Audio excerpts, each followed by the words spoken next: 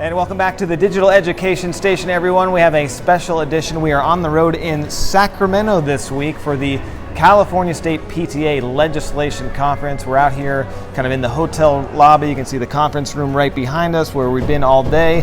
And the Capitol building is just less than a mile from here. We'll be spending tomorrow advocating for our students and teachers.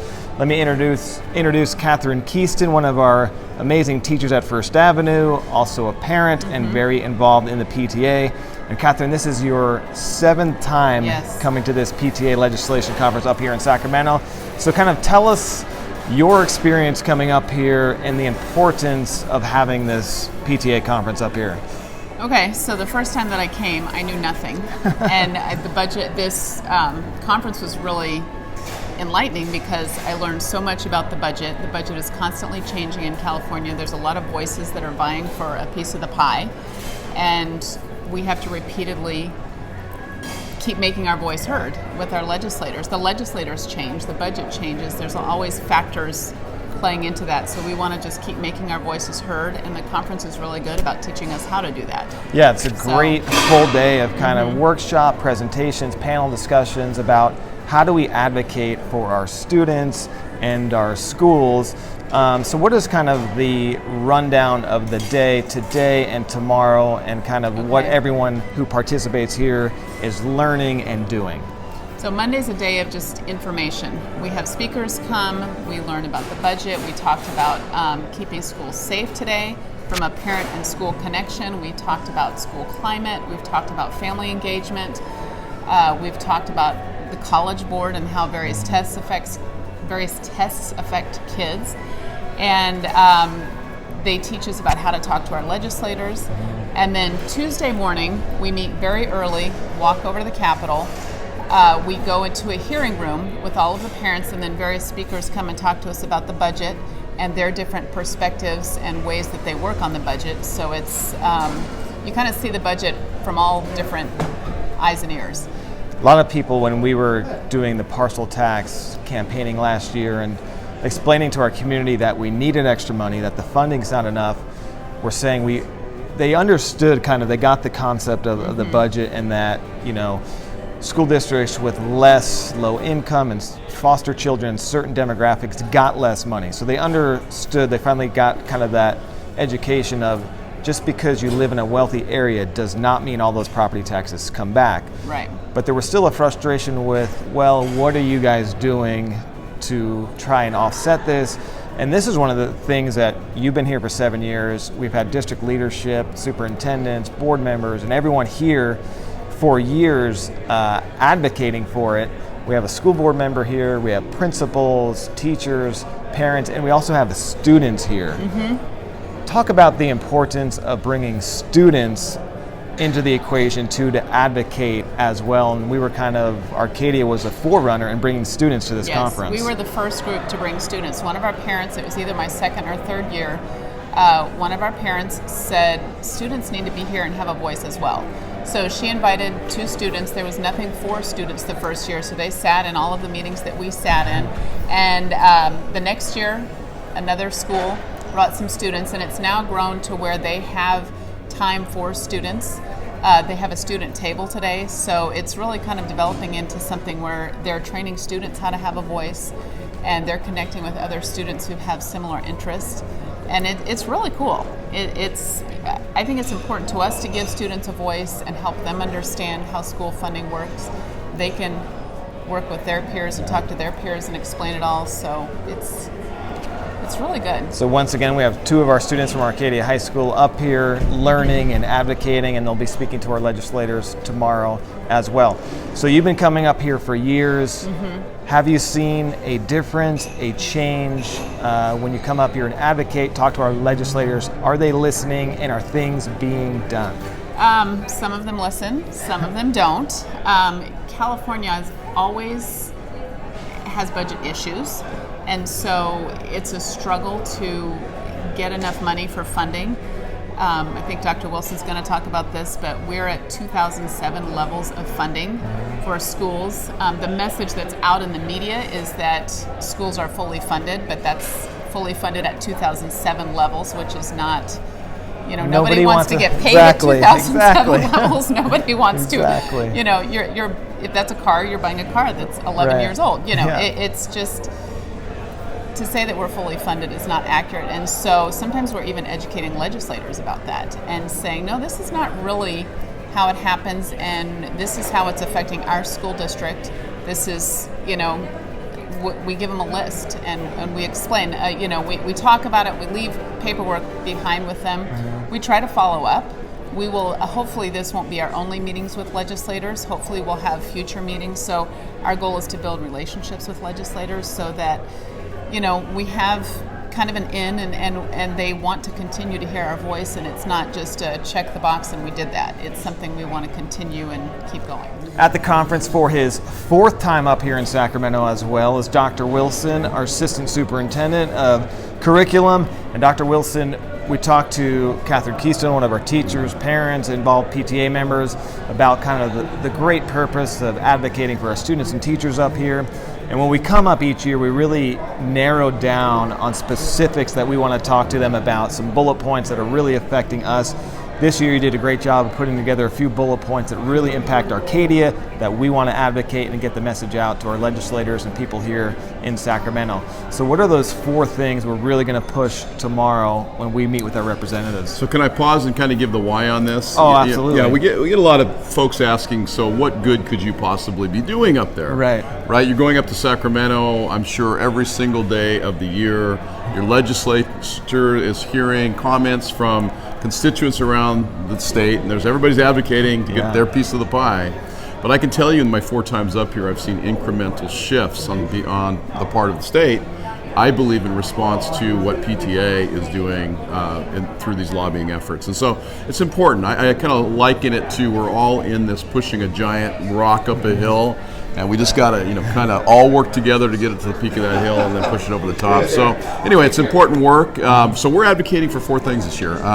You know, you may have heard through the news that the governor fully funded the LCFF, which sounds great. Fully funded. Fully funded, right? But what we got to clarify is Right. that it's been fully funded at 2007-8 levels, where we were the 48th ranked state in the nation, right? So he has, yes, he's fully funded at a 48th place level. So fully funded, to be clear, is a relative term, and fully funded at 2007-8 levels is bottom 5 of the United States, and back then that wasn't good enough, and in 2018 it is sure the heck not good enough. Exactly. So we're advocating for absolutely continuing to work on increasing the base so that we are in the top 10 as a state. So that's state issues that the state PTA is working on. As far as locally here in Arcadia, we're advocating for several things. One is to take some of the new windfall of revenues through the state taxation system and use it towards fully funding STRS and PERS, or at least offsetting some of the costs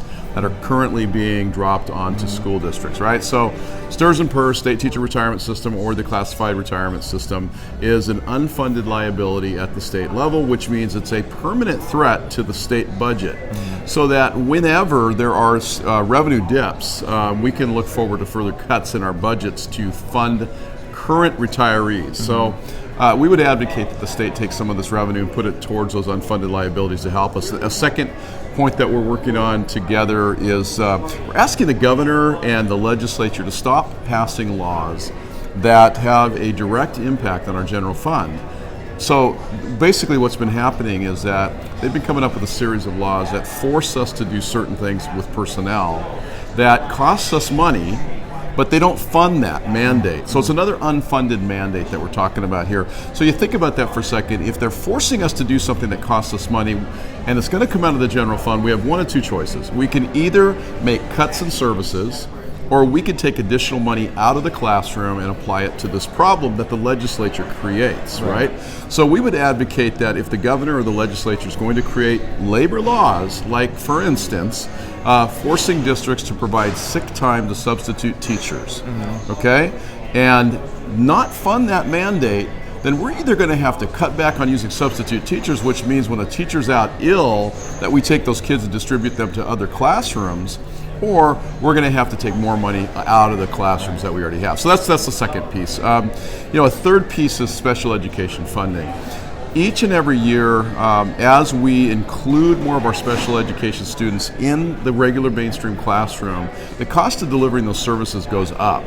On top of that, when we have federal mandates that we have to provide home-to-school transportation for special education children, and yet there's no COLA increase for that. So every time inflation rises, we have to continue to offer the same services, but with fewer dollars to do it. So we're asking the governor and the state legislature to simply put more money into special education to help our students who are most at risk and who need most of the services. But right now, special education is continuing to encroach at a greater level in the general fund. In fact, some estimates have it anywhere between 40 to 60% of the cost of special education comes out of the general fund. Wow. The intention all along was that that should come out of specially categorized federal and state funding sources. So again, another encroachment on the general fund. We're fighting for that money. And then the last piece we're up here talking about is career tech ed. So CTE replaced ROP several years ago, but when that happened, the funding that used to be in ROP was cut literally in half for CTE. So we're trying to run the same great programs that we have at Arcadia High, including stagecraft and sports medicine and dance and many other culinary arts, many other programs, and yet that funding was cut in half. The governor recognized that problem, and he temporarily backfilled about 600,000 of that. So not quite the full 800,000 we needed, but it at least helped us kind of get through that transition. That funding runs out this year. The governor has no new monies in his budget for this year. So at the end of this school year, we could be facing in Arcadia a funding gap of $600,000. That's going to really impact Arcadia High School. So there's a current law on the books going to be voted on in February that's going to provide 3 more years of transitional funding for CTE while the government figures out a permanent solution to this. So we're heavily advocating for more CTE funding so that Arcadia High School's programs can continue just like they are. Dr. Wilson, thanks so much for advocating for our students and our teachers. You've been up here 4 times. Yep. I know you're doing 8 different things right now, but you're here to learn more about the budget and help advocate for our students. So we greatly Happy to appreciate do your it. time. All right. Thank you, sir. Thanks, Appreciate Mr. Ferrant. it. You got it. Also here this year at the PTA State Legislation Conference is one of our school board members, Lee Chavez. And Lee, we talked to Dr. Wilson, who's been here 4 times, Catherine Keaston, one of our teachers who's been here 7 times. This is your first time here. First time. So it'll be good to get a perspective of somebody here for the first time and kind of what you're here to advocate for and what you're learning. So I guess first of all, just the importance of being up here, being involved in the PTA, and gathering all this information. Sure. I think the most important reason to have one of our board members be part of this delegation is because we completely value our parents taking the time to be involved. Of course, we're advocating for the kids and we're behind the PTA. And as a past PTA parent, this has always been very important. It's a way to advocate for our kids as a whole. But it also, like I said, as a board member, I'm not a parent, I'm not a teacher, I'm not a student, but we are supporting everything that these people are choosing to do, and to have a cohesive presence at a conference like this, I think is really, really powerful for a legislator to see that this is not some random family with an idea. Right. This is a district with a mission, with a message, and a cohesion and a collaboration, and that's what we're about in Arcadia, and so I'm very excited to be here as part of that. Well, and you bring a unique perspective too, because you're not currently a parent of an Arcadia High School student, but you have 2 Arcadia High School graduates, very successful at Harvard and Princeton. You sit on the school board, which sets the policy for the entire school district. You work with parents, and usually sometimes the first people that the parents come to when they see out at the grocery store, at church, etc., is, hey, there's Lee Chavez, school board member. She does everything, so it's great to have that perspective. So sitting through day 1, we're just kind of wrapping up day 1 right outside the conference rooms here. What are some of the things that you picked up that they're presenting here at the workshops and their panel discussions? I think the things that I've appreciated most about being here, one, I think they do a really nice job of introducing folks who may not be familiar with how the legislature actually functions and how to advocate powerfully within that structure, how to approach your discussion, how to do your research, where to bring your ideas and how to make them palatable to the folks that you're talking to and make your voice really heard. because many people don't have experience doing that. And so if you're willing to take the time, they're going to give you a bit of training about how to be effective in using your time. The things that I've also really liked hearing about today, the importance of the social and emotional well-being of our kids. This is not just about academic success. This is about the whole kid, which was something when I campaigned to run for school board was one of my core issues, is we really need to take care of our children from all aspects. And I think Arcadia does a lot to foster that, but it is a topic that needs to be addressed everywhere. It's interesting too, because the point of how to advocate when you go and talk to your legislators. I mean, we have meetings with our representatives tomorrow, but it's, when you get there, what do? You only have so much time. How do you advocate? And they talked a lot about sharing your personal story, personalizing it, making that emotional connection. And for us in Arcadia, as you know, there's an assumption that we live in an affluent community and we're well-to-do and we get all this money, and why are we even here? Why are we advocating? But with the local funding formula, the new LCAP, we get the least out of everybody. Absolutely. Our parents and staff have to work harder. So how important is it to get that message out and be here, even though we're so-called affluent, we get a lot less money than the other districts? It's tantamount to get the message across that, look, we have to give all kids in California an even and well-funded playing field. Right now, Arcadia does not get the same resources that so many other districts do, and yet we do a great job of doing more with those resources. That pressure should not be on. We need to get the message across that there needs to be an adequate base funding, and let's be frank, California is at the very bottom. Wouldn't it be lovely to be in the middle? Yeah. God forbid the top. Exactly. But California needs to make education a priority. Like, you are funding the future by funding education, and so of course sharing that message and sharing how, yes, Arcadia is successful, but we're killing ourselves to do that with very little. What better could we do for these kids if we had more? Very well said. We appreciate you fighting for our students and our teachers and our community, and that's one of the reasons we're up here kind of sharing the story of who's all up here, what are we doing, what are we learning, because when we went out for the parcel tax and bond measures, and PTA parents are going out asking we need more resources, and sometimes they ask, well, what are you guys doing? This is what we're doing. This is one of the things we're doing. And I think there just is helping to communicate that message that just because you live in Arcadia doesn't mean your school district is well funded. Exactly. And why? Exactly. Lee Chavez, thank you so much. School board member, Arcadia Unified. We appreciate your time and appreciate you advocating for our students. Absolutely. Thank you. Nothing more important. Thank you. And for our parent perspective, we are pleased to be joined by James Wong, who has 3 kids at First Avenue Middle School involved in the PTA there. And James, this is your second year up here in Sacramento at the PTA Legislation Conference. So what has your experience been with coming to this conference, advocating for our students? It's been very rewarding, and I'm very glad to be here to represent the first time for the elementary school, Board and Stalker, and this is the time for the First Avenue advocating our kids. And the funding to make it equal funding and sufficient funding so that our school can function well, provide excellent education. So what are some of the things that you've learned being up here this year and in years past about how to advocate for your students in your own school district throughout the state, and some of the things about the funding for education? Our school funding has been limited and insufficient.